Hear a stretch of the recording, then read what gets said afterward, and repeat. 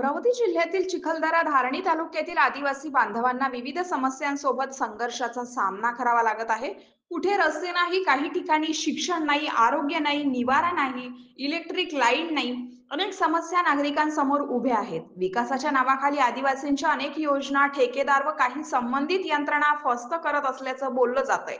चिखलदरापासून काही अंतरावर नागापूर ते गौरखेडा नवीन पूल बांधकामाच्या माध्यमातून पुढे आलाय। हा पूल प्रधानमंत्री सडक योजनेच्या अंतर्गत एका ठेकेदाराला देण्यात आला आहे। या पुलाचे काम गेल्या अनेक दिवसापासून संथ गतीने सुरू आहे।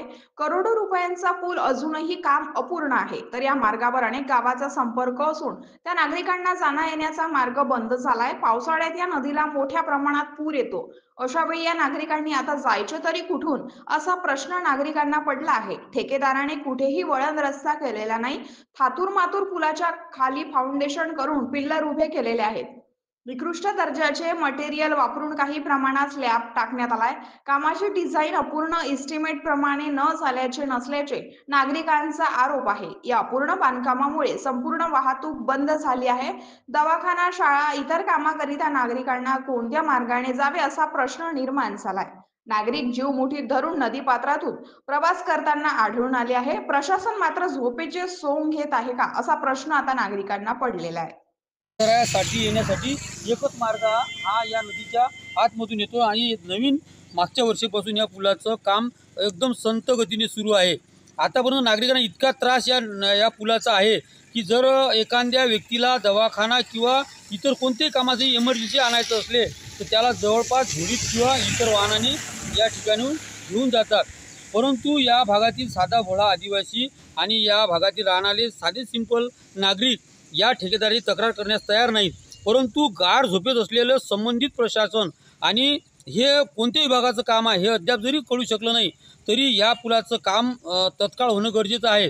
परंतु आता अशा परिस्थितीत आपण दृश्यात बघू शकता किती नागरिकांना याचा त्रास होत आहे। लहान मुलं असतील, काही स्त्रिया असतील, या जीवघेणा प्रवास या नदीमधून करत आहेत। अगदी या नदीतून हे नागरिक जातात आणि लहान मुलंसुद्धा आणि शाळेकरी विद्यार्थ्यांना सुद्धा याचा फार मोठा त्रास असल्याचे नागरिकांचे म्हणणे आहे।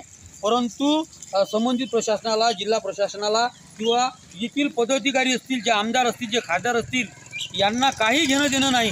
लोकांचे जीव जरी गेले तरी इथं प्रशासन, येथील आमदार, इतर खासदार हे अशा ठेकेदारांना पाठबळ देतात। त्यामुळे अनेक नागरिकांचा बळी या मेळघाटमध्ये वेगवेगळ्या कारणावरून जात असतो।